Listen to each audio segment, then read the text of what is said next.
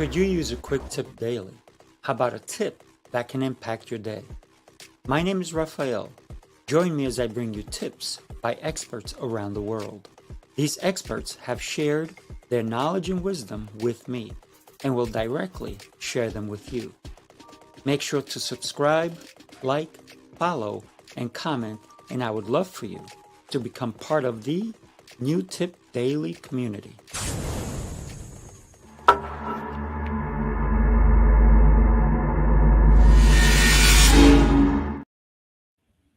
Good morning, Diane. Welcome to New Tip Daily. How are you today? I am wonderful. How about yourself? I am exceptional and getting better every day. And you're going to hear me say that every time anybody asks me. I like it. Yeah, well, thank you. And what I always tell people that when they say, "Oh, that's interesting," or "What I like it," or any, I say, by the way, use it. It's yours to use, because for me personally, the reason I say that is because I have to believe it. It's my mantra. So every day I have to do something that's going to propel me to be better than I was yesterday, as a human being, as a partner, as a father, as a leader. So every day I strive to be better. Yeah, I love that.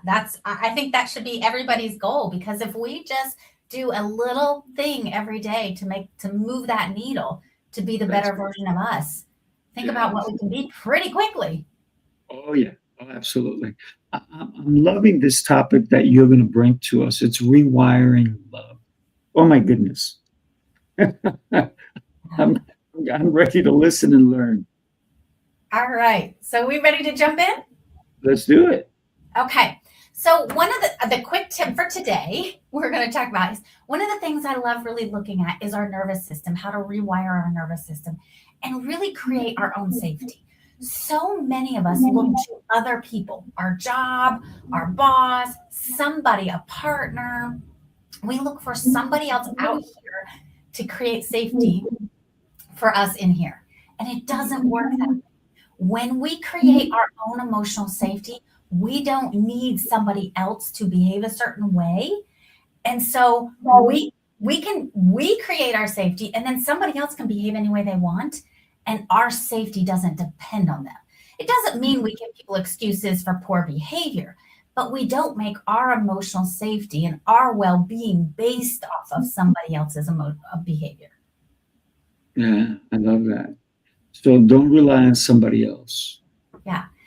So Rely then on yourself, right? how do you do that? Like, Mm. okay, it sounds great to say I'm not going to make my mood based off of my boss's behavior or what somebody says at work. But how do we do that? And really what that comes down to is understanding our nervous system. Like our nervous system, and I just find this fascinating. Our brain, the one that's listening to this right now or watching this right now, processes at about 50 bytes per second. But our nervous system is processing at 11 million bytes per second. So our nervous system is taking in so much information that our brain isn't. So our safety is something that nobody else can, their behavior, if we're not careful about it, will be dictating it because we will be reading off of them. So really learning how to monitor our own nervous system and notice what it's taking in and decide what we want to do with it. Taking a breath, pushing our feet into the ground, noticing where it's happening in our body. Where do I feel tension? Is my breathing changing? Did my jaw tighten? Did my fist tighten? Did my shoulders tighten? And become aware of that so that we are monitoring our own body instead of I call it leading ourselves instead of letting someone else lead us. I love the fact that you brought up grounding. So many people don't ground. Yeah. Can you talk to us about that, if you don't mind? I was going to say, let's go there because it's such a common word right now to say grounding, but what does it mean to ground yourself?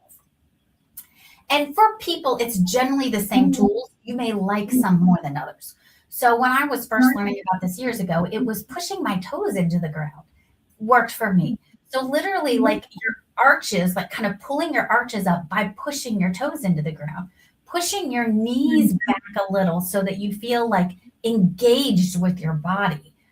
noticing your breath. So many of us, when we're talking fast and we're excited, we breathe up in our chest and noticing, can I breathe deeply? So it kind of picturing the oxygen going everywhere in my body.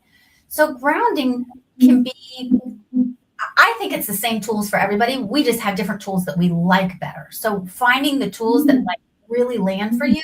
And I think it changes. When there's tension in my house, but between my son and my husband, I use different grounding tools than when I'm working. So different tools for different kind of things that are happening in our life is often very helpful. Yeah. It's very interesting because a lot of people will also talk about grounding. You have to feel the earth. You have to feel Yes. Mother Nature, if you will, get deep Yes. into the ground, right? And so I said to somebody, which I knew the answer, and I was going to see if they knew it as well. What happens if you live in a city and you're in a high rise? How do you ground? And they're like, oh, that's a good question. So I said, well, this is what I've told my clients who live in the cities. I said, just take your shoes off when you come into your house, because even though the foundation is grounded and it Mhm. still drives up, so you can still feel it. And for example, I live in New York. I live outside of New York, but if you lived in New York City, there's a lot of parks, the Central Park, there's all these different places you can go to and take your shoes off. I live in Long Island, so yeah, I can go to the park, I can go to the city, I can go to my backyard, but I can also go to the beach. I have Yeah. all these places that I can actually feel the earth on my feet, take your socks off. And so for me, grounding is also about just being with oneself and Yeah. letting you find what is divine inside of you, right? Yeah. Yeah. And grounding can mean different things, like literally grounding. Like one of the things I used to do with clients when I saw people in person was we would literally go sit under a tree and feel grounded to the roots of the tree and to the nature. So you can definitely do that. But a lot of times people don't have access to that. So it may just be pushing your feet into the floor and really feeling grounded to the floor, or your bottom into the chair and really feeling your bottom, like, what does it feel like? Heavier, light, like really like grounding into the bottom of the chair. It doesn't have to be earth. That would be nice, but you can still do it without having access to that. And so one of the things that you wanted to talk about, I think also is connection. Right? How important is connection when you're rewiring love? So here's what I teach, and this is what I totally believe is what I found was so many of the tools we're taught in relationships, and not just partnership relationships, but all relationships, is like communication. Know the love languages, your communication, and those things matter. But here's what happens. And this is what I started seeing with myself in my own relationship. I could teach all the tools, but I felt like a hypocrite because when my brain would get hijacked, I couldn't use them. At the time, I didn't understand my brain was getting hijacked, but what would happen is I would get my nervous system didn't feel safe and it went to survival mode, and I couldn't use good communication skills. All the things I taught people, I was like, why can't I get access to these? Because here's what happens. Our brain goes into survival mode and it sees our partner as dangerous. And so we're the person we're talking to. So when our brain feels like we're threatened and we don't feel safe, our brain is literally going danger, danger. And so our body goes into attack or withdraw or shut down. And so what we have to learn to do is recognize that so we can create connection, because we are created for connection, but we can't access connection. What survival trumps connection. So our body will go into survival mode over connection. So when we can't create connection with somebody, the quickest thing to do is start grounding yourself and starting to feel safe in your body. Noticing where you're like, what we want to do is we go to our head. I call it the way our brain communicates is sentences in our head. The way our body communicates is sensations in our body. So the quickest way to start grounding ourselves and get back in touch with our ability to connect and create a connection is getting back into our body. Diane, a lot of people say, show up with your heart. But some people are afraid to do that because they've been hurt by other people. How can we still show up? How can we rewire love and show up with our heart, even though maybe we've been hurt or we're afraid of getting hurt? How can we do that? Love this question because people will say that. They'll be like, I'm afraid I'll get hurt. And yes, but here's the thing. When we learn how to create our own safety inside of us, we know we'll be okay no matter what happens. So we have the ability to have courage to step out there and be vulnerable, knowing we could get hurt, but knowing I can handle whatever emotion happens. I have created it inside of me. It's not dependent on what they do. My emotional stability is not dependent on their behavior. And so when I have created I call it the safety switch. When you learn how to turn on your own safety switch, then you feel safe enough to put out there and take the risk of getting hurt because you know your relationship with yourself. You'll show up in a way you're proud. You'll honor yourself. You'll set boundaries. I teach boundaries are what I will do. It's not what other people do. So a boundary is always self-action. I will. If you yell at me, I'll end the conversation. If you come home after 10 and wake me up at night, I'll sleep in the other room. It's always what we will do so that we trust ourselves to take care of ourselves. When I trust myself to take care of myself, I don't need you to behave a certain way for me to feel safe. So I have the courage to step out and try love again, be vulnerable, take the risk to get hurt again, because I know I can handle it. I love that. So in reality, who should set boundaries? My opinion, everybody should have boundaries. But here's what I think: people have boundaries wrong. Especially during COVID, there was so many, when COVID was really hitting, there were so many people who had boundaries that they were telling other people what to do. And I was like, that's not a boundary. Like with parents, they would say, you can't talk to me about the politics or conspiracy theory anymore. And I would be like, but that's not a boundary. That's trying to control someone. Telling other people what they can and can't do is not a boundary. My belief in a boundary is it's always what we will do, because here's what happens. If it's something I will do, I can control it. I can follow through and make sure the boundary happens. What people will say is so-and-so doesn't respect my boundaries, but they don't have to. We do. Mm-hmm. So when we set a boundary, it has to be something we can take action on. If you smoke in my car, I won't let you in my car. I have clients, if you leave trash in my car, I'm not going to lend you my car anymore. Like, it's what we can do. It's not expecting them to do something different. Because what happens is we feel powerless when we say, you can't do that. And they do it again. And then we're like, they're not respecting my boundaries. So we get mad at them. I love that. So I'm going to share something with you, and then I want to come back and I want to talk about expectations and the boundaries we set. So let me share this first, and then we'll come back to that. Take a look. You followed the rules, tried the restrictions, counted the carbs, the steps, and the failures. You're not lazy, you're exhausted from doing it all without real change. What if the problem isn't you, but the plan? Sifu's Mind Body Method is a 90-day transformation built on 7 unshakable pillars: mindset, movement, nutrition, hydration, fasting, journaling, and faith. This isn't another shortcut. It's your structure, your strength, your reset.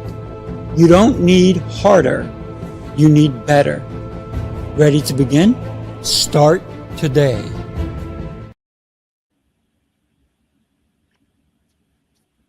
So there we reset ourselves, right? But so talk to me about that, right? Expectations and setting boundaries. Okay. So what I have my clients do and what I teach and feel pretty powerful about is we get to make a request of anything we want in a relationship. And our partner or person, any relationship we're in, has a right to say no. So we make a request. And so I think this is where another area where people often mess boundaries up is we don't make a request first. So the request is first, then we set a boundary. A lot of times people will ask me, and I have someone ask me this right now, do I have too high of expectations? Am I unrealistic in my expectations? I don't really think that's a useful question, because the question is, am I okay with lowering my expectations? If I am, okay. But if I'm not, if that breaks my relationship with myself, then don't lower the expectations.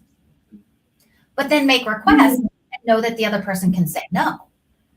I had an executive I was working with, and she was talking about, I have an expectations of my employees. These are the things they do. And she was like, is it too high of expectation? Do I need to lower my expectations?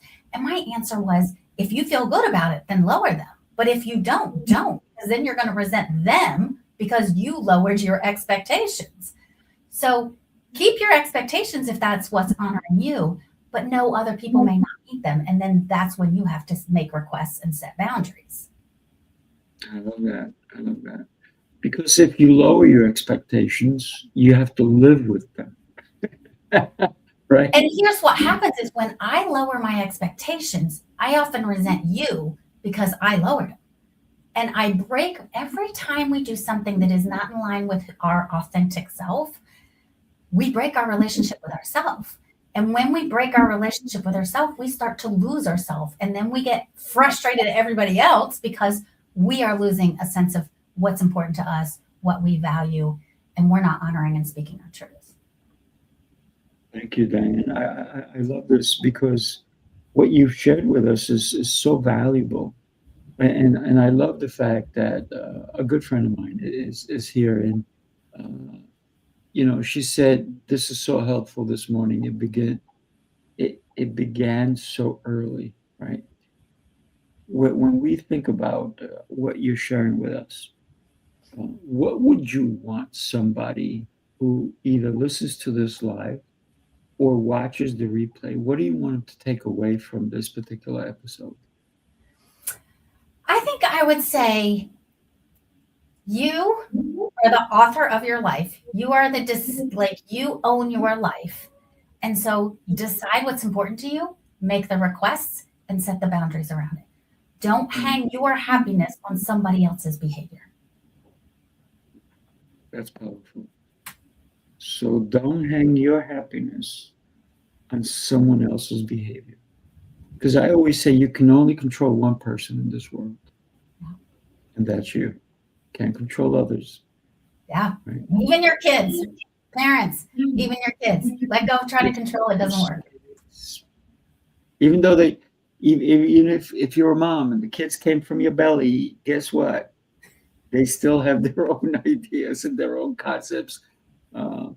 So every day, become the best person, but by, I guess, being with yourself, right? Loving yourself, would you say?